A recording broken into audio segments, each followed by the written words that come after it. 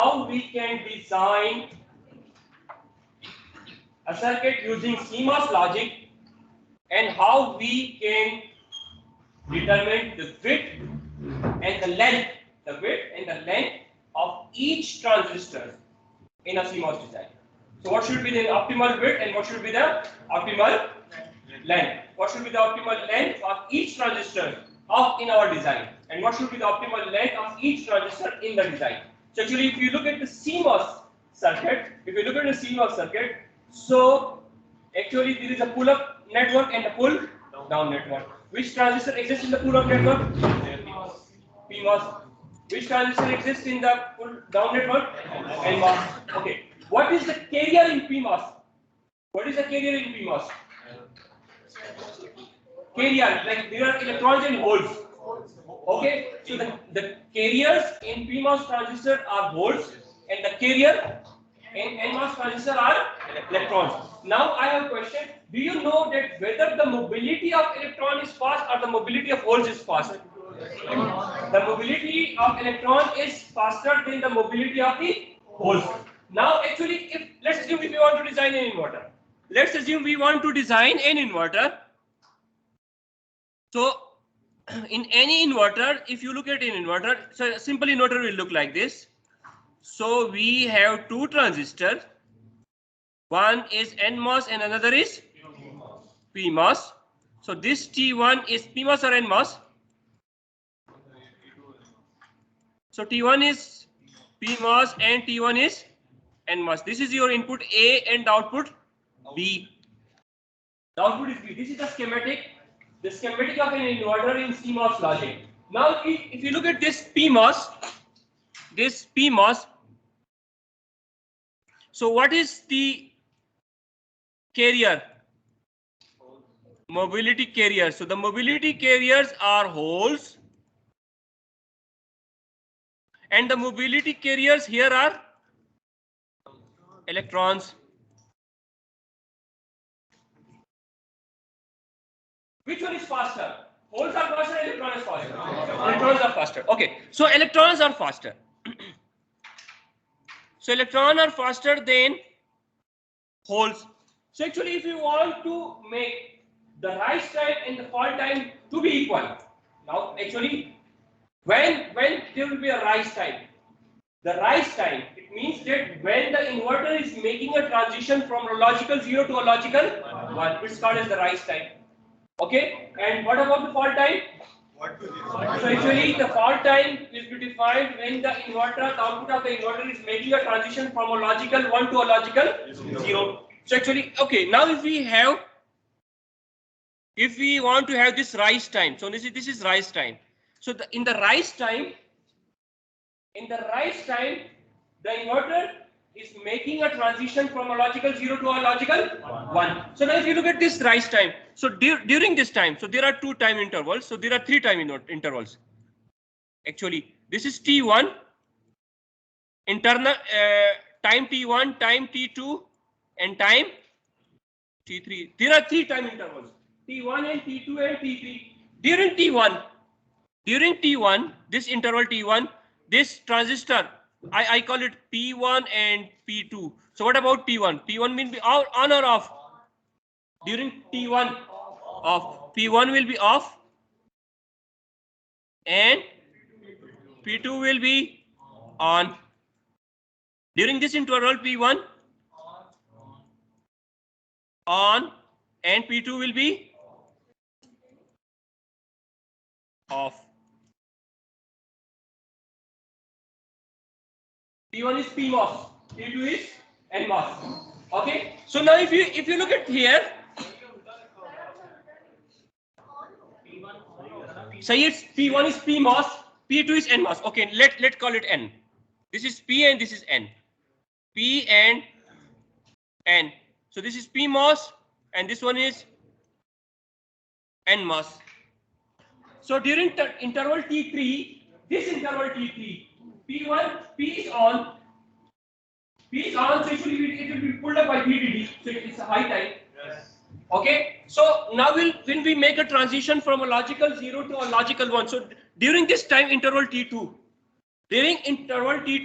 P1 will be going a transition from off to on, and NMOS from on to off. Okay, now actually this rise time during this rise time will be actually driven by PMOS. PMOS, because now we will be going to pull up to VDD. So actually this rise time will be determined by the resistance of PMOS or NMOS. PMOS. So this rise time will be determined by resistance of PMOS. When it is determined by the resistance of PMOS, so actually if you look at resistance, so resistance is inversely proportional to W by L or directly proportional to? It is inversely proportional to W by L. What is W by L? W is the width of the transistor and L is the length of the transistor. If you remember the resistance formula, it's actually resistance is equal to rho L divided by A. What is rho? It is the resistivity. L is actually the length. Okay, and A is the cross-sectional area. And it actually also depends upon the two. So if we say that if we increase the width of the transistor, so the resistance will be lower or high? Lower. And if we increase the length of the transistor, the resistance will be high. So actually, if we want to reduce the resistance, how we can reduce the rise time? By increasing the width and decreasing the length. But for each fabrication technology, you cannot change the length. Length is typically fixed. For all transistors, the length is typically fixed. So actually, if we say that okay, now we are using a fabrication technology of 45 nanometer. So it means that L is called as effective length. That is called as an effective length. So the effective length is almost equal to 45 nanometer. If we say that we are using 32 nanometer technology, so it means this L, that is the length, the minimum length of the transistor for an inverter, this is equal to 32 nanometer. So actually for each fabrication technology, the length is typically fixed. So what we only play with what? W. That is the width. So actually if you want to reduce the resistance, we will increase the width. If we want to reduce the resistance, we can increase the width. But if we increase the width of the transistor, so what is the disadvantage? It will incur more area. Yes, sir. Actually, we want to reduce the size of our chip. How we can reduce the size of our chip? If we want to reduce the size of our chip, it means that we should use a small W transistor. But if we are using the small W transistors, so actually the delay will be higher. Because a small width transistor will have more resistance. When it will have more resistance, it means that the delay will be higher. Okay, so now the same is true for a fault time. So let's assume if you are using a fault time. Initially the inverter output is 1 and it is making a transition from 1 to 0. So actually this fault time will be determined by PMOS or NMOS? NMOS. This fault time is actually determined by NMOS. So when this fault time is determined by NMOS, how we can reduce this fault time? By increasing the width. By decreasing the resistance or by increasing the width of the transistor. So if we increase the width of the transistor, so we can reduce this fault and we can make it more faster. Yes. Okay. So actually now if you look at an inverter, now if you see that the carrier in PMOS are volts, they are slower, and the carrier in NMOS is electron, which is faster. Let us assume that the W by L, so now we have two W by L. We have W by L of PMOS, and now we have W by L of NMOS. Let's assume that W by L of PMOS is equal to P and the W by L of NMOS is equal to N. Let us assume that the W by L ratio of the PMOS, we call it as P, and W by L of NMOS is called as N. So actually P should be greater than N or less than N? Why P should be greater than N? P should be greater than N because P should be greater than and because the mobility of hole is slower. So actually, if you want to make the high time and the fall time equal, the fall time and the rise time equal, so what we need to increase the width of the PMOS transistor. So actually, this is called as P to N ratio. This is called as P to N ratio, and this P to N ratio is different for different technologies. So let's assume that if we say that now P is equal to 2, let's assume if we say that P is equal to 2N, what does it imply? That the width of the PMOS transistor is twice or double the width of the NMOS. And what about the length? The length is same. The length is typically same. When we call it, say, for each fabrication technology, we do not change the length. So we only change what? We only change the width. So what we are going to do? So actually, we say that now we have this transistor with this two transistor, which is PMOS, and then we have an NMOS. So let's assume this is W1 and its width is W2.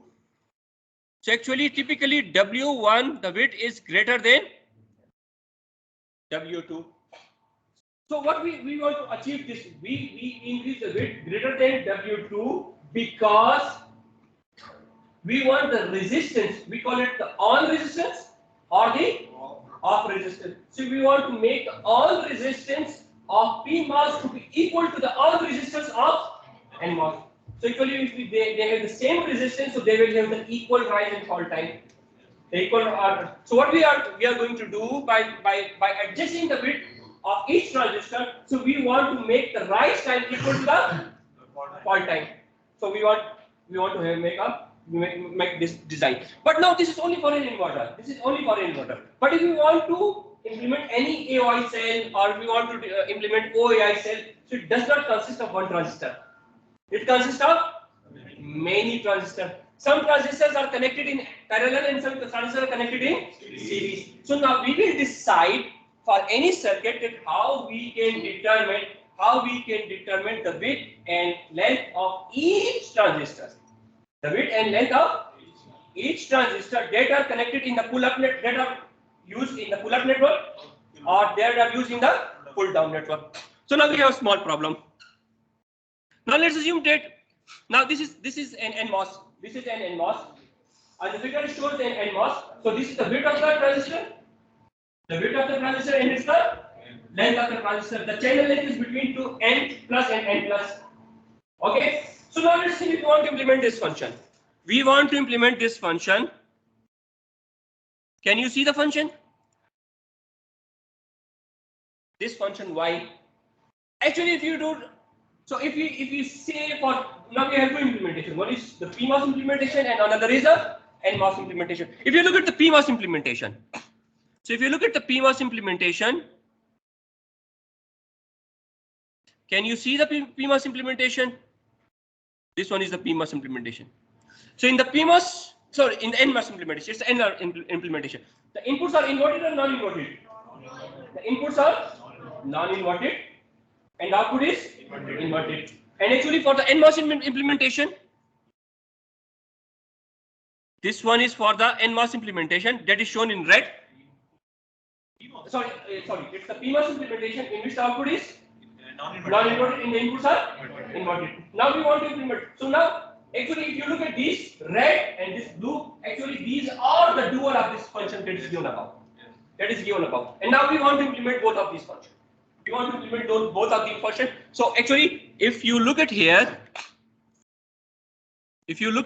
we want to implement this function.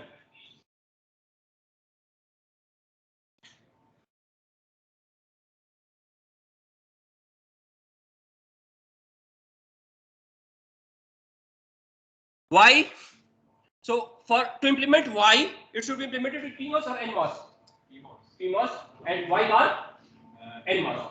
What does this stand for? This stands for an OR gate. Yes. This one bar, it stands for OR gate. So actually, what we want to achieve. So actually, in the pull-up network, now we have a VDD. In a pull-up network, we have a VDD. Okay. Screen is not shared.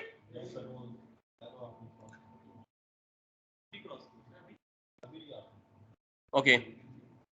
I will now share the screen.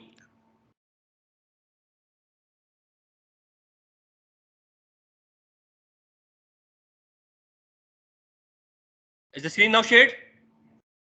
Okay, good. So now, if you look at this PMOS, Y is equal to A bar. Okay, now A bar. A bar is inverted input, so we will implement this with NMOS. So A bar should be connected in parallel. A bar should be connected in parallel. Why there is an OR gate? So A bar should be connected in parallel. So now we have an A. A is connected in parallel with, okay, now B bar. B with series. With series. So now we have B. Here now here you have B, and B is now in series with parallel of C and D. So now we have C and D. So now the PMOS implementation is done. Okay. So now it means A is connected in parallel with this whole thingy. Now B is connected in series. Why connected in series? B is connected in series because there is an AND gate. So B is connected in series with the parallel of C or D. Okay.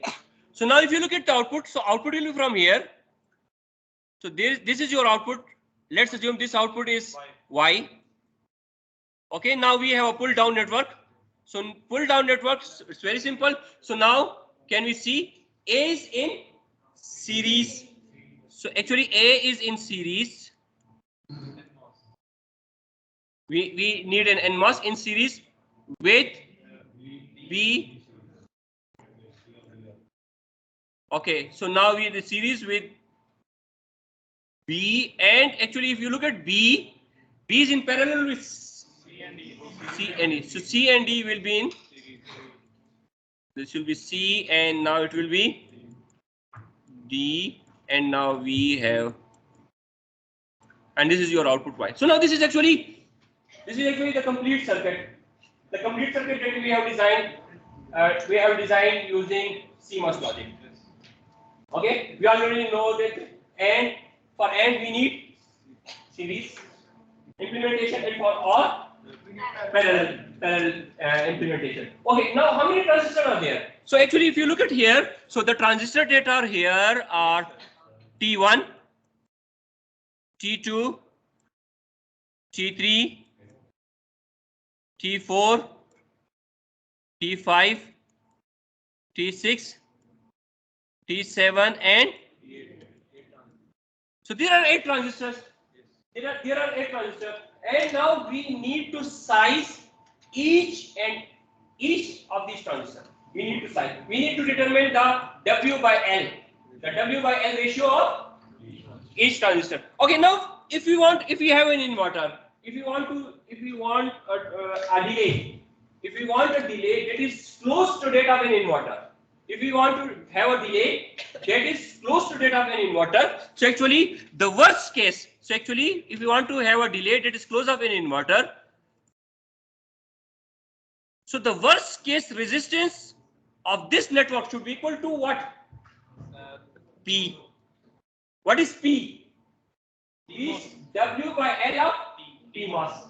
So actually the equivalent W by L, the equivalent resistance of this whole network, the equivalent resistance of this whole network should be equal to the resistance of one PMOS.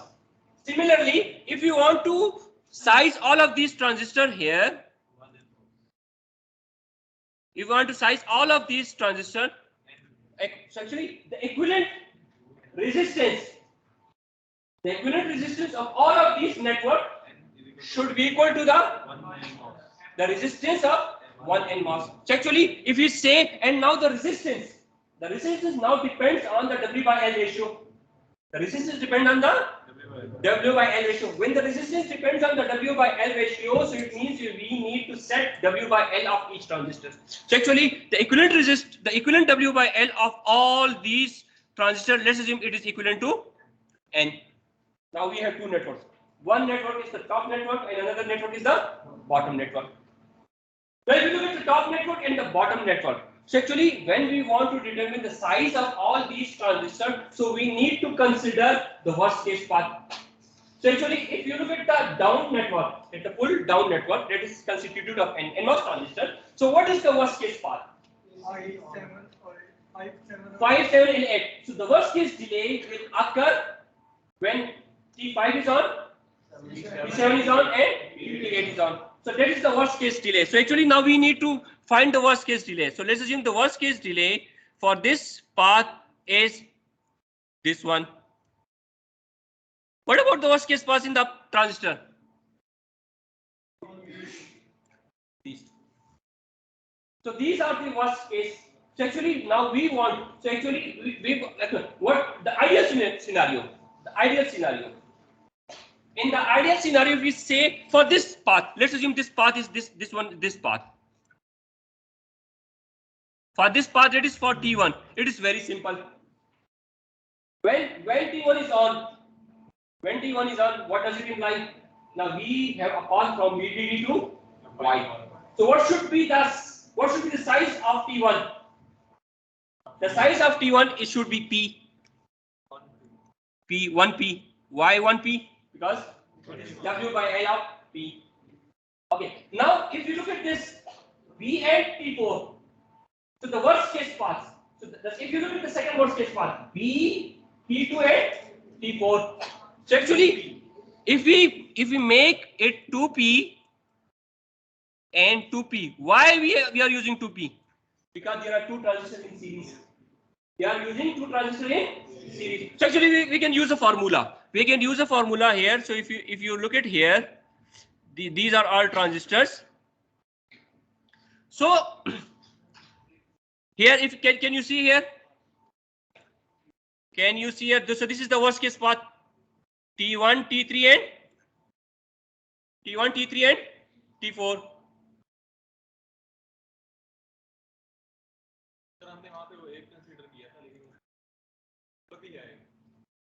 और कौन सा है? Actually, this is for another network.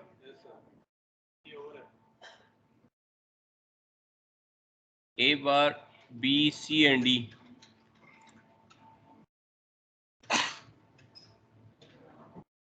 So this is some kind of another circuit. Okay. So now let's assume we do it for here. Okay. So now let's assume the worst case path will be here. So when for PMOS network, so let's assume we say that W by L of T1 is equal to W by L. So what is W by L of equivalent? We want to find W by L of equivalent. So W by L of equivalent is equal to 1 divided by W by L of T1 plus 1 divided by W of L of T1. Sorry, equal.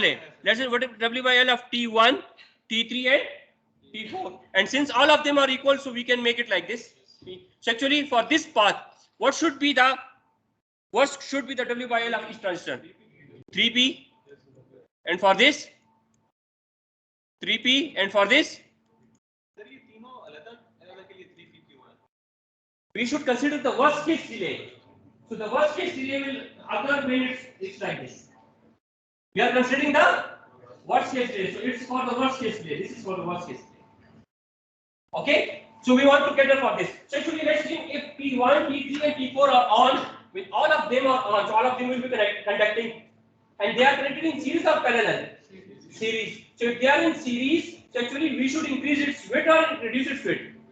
Increase in width. So increase its width by the number of transistors that are connected in series. So actually that's the reason that it should be 3P, it should be 3P, and it should be 3P. Once we have now determined 3P, 3P, and 3P, now we need to determine the size of transistor T2. How we can determine the size of transistor T2? Now, no. Now we can. So now let's say we want to find W by L of T2. So actually now for this we can say that 1 divided by W by L of equivalent is equal to 1 divided by W by L of T1 plus 1 divided by W of L of this path T1 and T2. For T1 we have already known it is 3p. And for this T2, we need to know. And what should be the equivalent?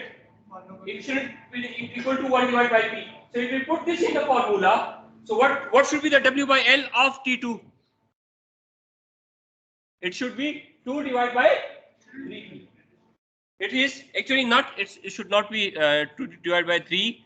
It should not be in the denominator. It's actually, no, it should be 3 divided by 2P. 3 divided by 2P. So this transistor, the width of this transistor, it should be 3 divided by 2P. Like actually now we have two paths. This is path 1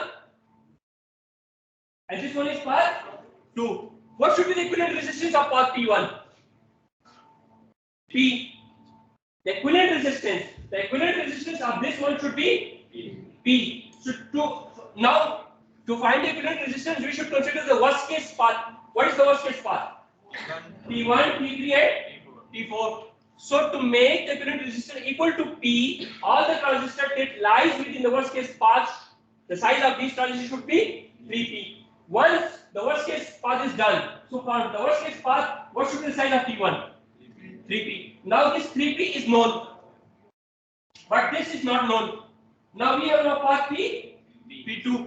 So what should be the equivalent of this path P2? P. When it should be P, it is known. P is known, and now we need to put this in the formula. So from getting this into the formula, we get 3 divided by 2P. You got the point or not? Okay. And similarly, if you want to have this NMOS network, so what is the worst case path? T6 and T8. So the worst case path, so it will be actually 2N and 2N, because these are two transistors in series. Now let's see what's the second path. This one and this one. It should also be 2N. And what about this T5? It should be N. So if there is a single transistor, it's very simple. If there are multiple transistors, if there are 4 transistors in series, so what should be the equivalent path? 4N. 4N if it is in the pull down network. And 4P if it is in the pull up network. And now let's assume if there are multiple paths, P1 and P2. Let's assume if there is a multiple path. So first we should consider the worst case path. Once the W by L equivalent of the worst case path is determined, then you can calculate it from the second path. So for the second path, so 3P is now determined by the worst case path, and for the second path, now we can put it in the formula, and formula you can get the values. Okay, so this is how we can design a CMOS circuit, and we can determine the width and L of each and every transistor in the pull-up network and the pull-down network. Sir, ये values for P और N given होगी फिर हमें, जैसे यहाँ पे values for P and N will be given. For general, this is given. Let's assume we say P, and let's assume we are using a process technology. So let's assume we are using a process technology. So what is P? P is nothing but a ratio. P is nothing but a ratio. So let's assume we are using a process technology of 32 nanometer technology. We are using a process technology of 32 nanometer technology, and we say that the width is 64 nanometer divided by 32 nanometer. So what is it? Is actually W, and it is actually L.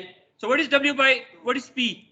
P is equal to 2. So this P is actually the ratio of the width to the length. And typically the width is higher than the length. This width is higher than the length. So this P is actually the ratio of the width and length of a particular transistor. Similarly, if we say N, okay, so N, for N, let's assume it is 32 nanometer, and it is also 32 nanometer. So what is N? 1. In actually, why it is less? Because it is due to the mobility of the holes in the electrons. Okay, so now जी हाँ in case अगर हमारे पास total A में देखें ए और B दोनों on है और साथ में सी और D. Yes, I know. So in this case, let's assume if you say that okay, A and B are simultaneously on, plus C and D. they will also be on. So its equivalent resistance will be less than P. If there are multiple paths, actually if there are multiple paths, and all of this path is also enabled, and this path is also enabled. So in both paths are enabled. So actually there will be more current, there will be resistance. If you look at the equivalent resistance in that case will be less than P. Actually, why we are considering the critical path? We are considering the critical path because it will constitute the worst case delay. The worst case delay. First we target for the worst case. Once the length, the width and the length of all the transistors that lie within the worst case are determined, then we can consider the other paths. Okay, so first plan for the worst. When the worst case is being catered out, then you can design. So actually, it's not always it is not always the case that both paths will be on. In some cases, this path P1 will be on and path P2 will be off. Or P1 it may also be the case that all of these paths are on off, because in that case there will be a path from the pull down network. Okay. So in CMOS logic, both the pull-up network and pull-down network are mutually exclusive. So when there is a path from the VDD to the output, there will be no path from the ground to the output. They are mutually exclusive. They cannot happen at the same time. They only happen at the same time when there is a transition. If you remember of an inverter, in first case PMOS is off, NMOS is on. In the second case, PMOS is on and PMOS is off and NMOS is on, and then there is a transition. There is a rise time, when there is a rise or a fall time, and during the rise and the fall time, both one transistor is going from off to on, and another is from on to off. And during this transition time, there is a lot of energy consumption. That's the dynamic energy consumption. When it's making a transition from a logical 1 to a logical 0, or from logical 0 to a logical 1. Sorry, on it will be rise. Yes, for some time, but it will be happening that one is making a transition to actually this is a large amount of current. That's the reason that I told you that during this transition time there is a lot of current. And if you remember the simultaneously switching noise, actually why there is a simultaneously, because both paths are on. When both paths are during that time, the power consumption is high. Power consumption is high. Now let's assume if you want to. So how we can implement exclusive OR gate in CMOS? So exclusive OR is equal to A exclusive OR B. So actually now we have two expression, Y bar and Y bar. One is for PMOS and another is for NMOS. So actually this one is for PMOS or NMOS? No. PMOS. inverted input. Certainly NMOS here. Now this is a little bit tricky. Actually, what you need to do. So actually, first we have to convert this into an AOI cell. First, we need to convert it into AOI cell. Once we convert it into an AOI cell, then we can use an inverter cell. So if you look at here, forget about everything.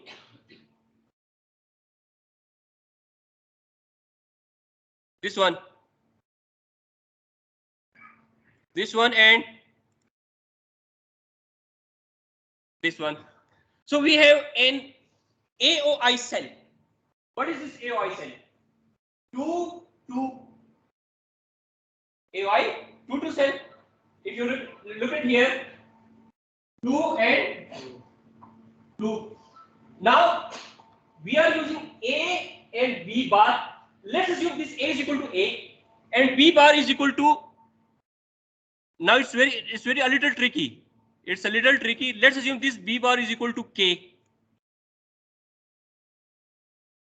And this A bar is equal to L.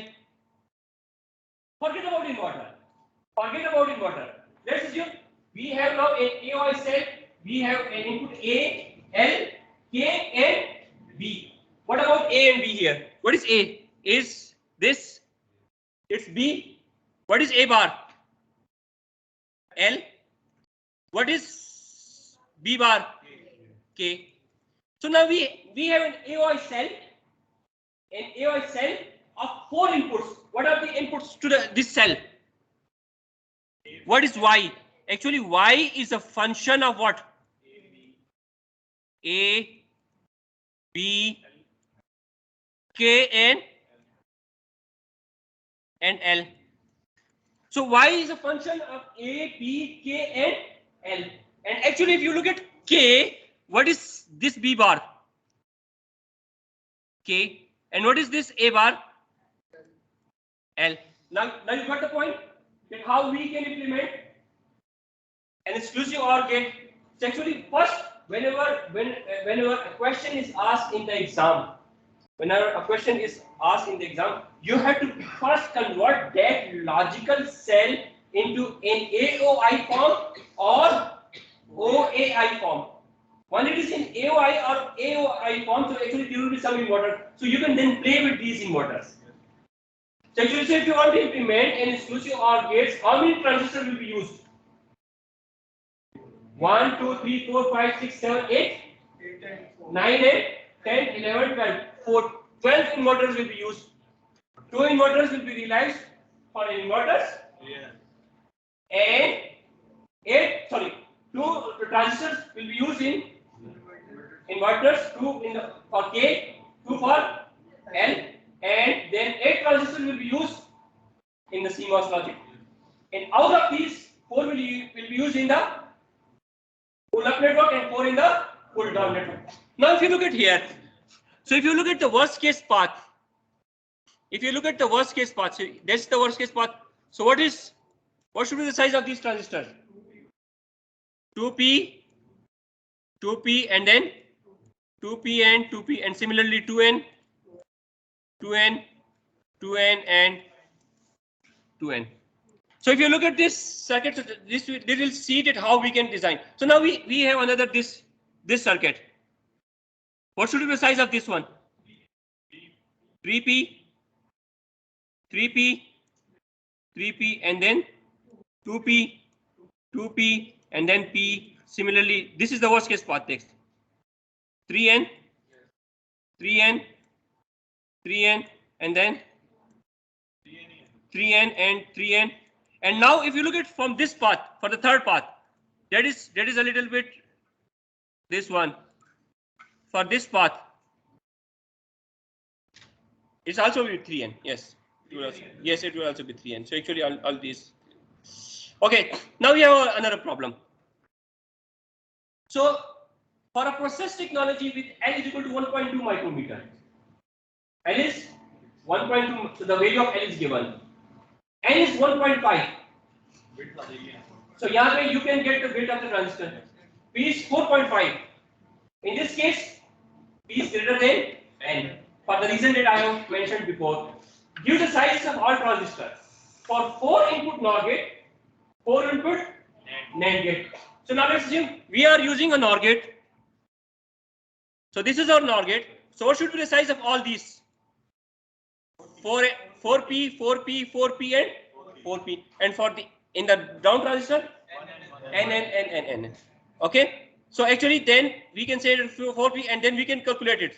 Actually, what should be QP? It is 4p. Then it should be 4 multiplied by 4.5. Why 4.5? P is given. And what is actually P? W by L. So this is W by L. So make it equal. So actually then it is 4.5. And what is the length? Length is also given. What is 1.2? 1.2 is actually the length. So if we calculate this, so actually what is this is 21.6 divided by 1.2. What is 21.6? W. And what is 1.2? 1.2 is the length. Similarly, you can calculate this for all transistors. So you can calculate it for all transistors. So let's assume we have a NAND gate. So actually for the NAND gate, the implementation will look like this. And you can calculate the all the transistor. Okay. So now if we calculate the overall areas, if we calculate the overall area, so what will be the overall area for this transistor? This is actually, if you look at here, this is 4p, 4p, 4p, 4p. So how many? What is the total area? 16p plus n, 4n. So it is the area of what? Which gate? NOR gate.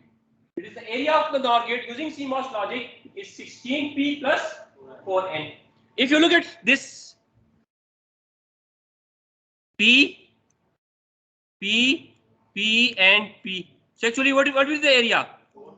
4p plus 16n, because it will be 4n, 16n. So which one is higher?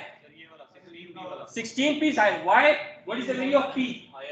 P is equal to 4.5. N is 1.5. So which gate is efficient? NAND gate is efficient in terms of CMOS logic. NAND gate is efficient. Why? Because if we calculate this, it will be equal to 16 multiplied by what? 4.5 plus 4 multiplied by 1.5. So it's the overall area, and for this area, it will be 4 multiplied by 4.5 multiplied by 6 plus 16 multiplied by 1. So if we using this formula, if we calculate the NOR area divided by NAND area, so the overall area difference is, so it means that the area of NOR gate is 85% more than the area of the NOR gate. NAND gate. No, NOR area. NOR area is above. NOR is higher. Higher than NAND. Yes, the area of NOR gate is 85% higher than the NAND gate. Okay, 85% higher than the NAND gate. So if we implement NAND and NOR gates using CMOS logic, which one is efficient? NAND gate is much efficient. Now we have another type of logic. We have another logic that is called as pseudo-NMOS logic. In pseudo-NMOS logic, if you look at this pseudo-NMOS logic, so actually it has two transistors for an inverter. One is PMOS transistor and another is NMOS transistor. In pseudo-NMOS logic, PMOS is always on. PMOS is always on, and NMOS is off. NMOS can be on or off depending on the signal Vi. So when Vi is 1, for high voltage, T2 will be on. If it's low voltage, T2 will be off. Actually, now if it's look at this, PMOS is always on. So actually, this PMOS has some resistance, and this resistance is very high resistance. This resistance is high resistance. So actually, when this transistor is off, so the output will be pulled up by VDD. But when this transistor is T2 is on, so actually the ground will be connected to VDD and the output will be 0. So actually it is actually, if you look at here, so this, what is this? This transistor is equivalent to our resistance.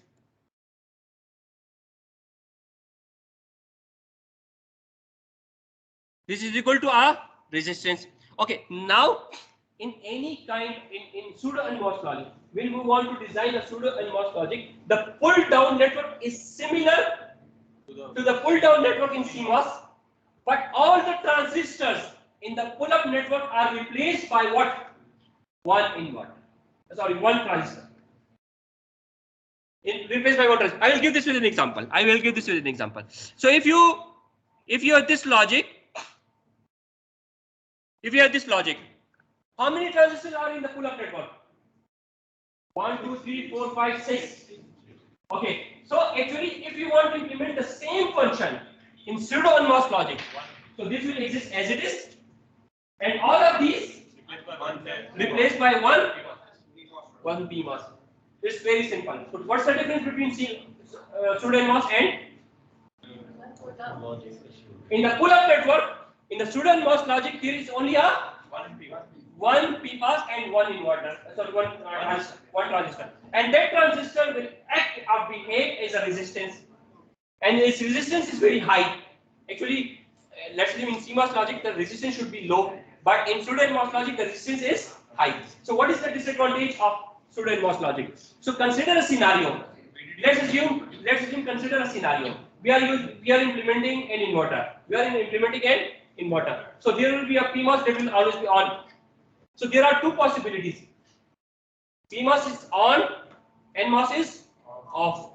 Okay, in this case, there will be only power dissipation in the PMOS. But when the scenario when PMOS is also on and NMOS is also on, in both cases, so there will be also power consumption from the ground to the output, and there will be also path from the VDD to the output. So in that case, the power consumption will be high. So pseudo-NMOS logic is very, very inefficient in terms of power dissipation, and it also requires a very large size PMOS, some PMOS, and that has very high resistance. Okay, now consider a scenario that if we want to compare,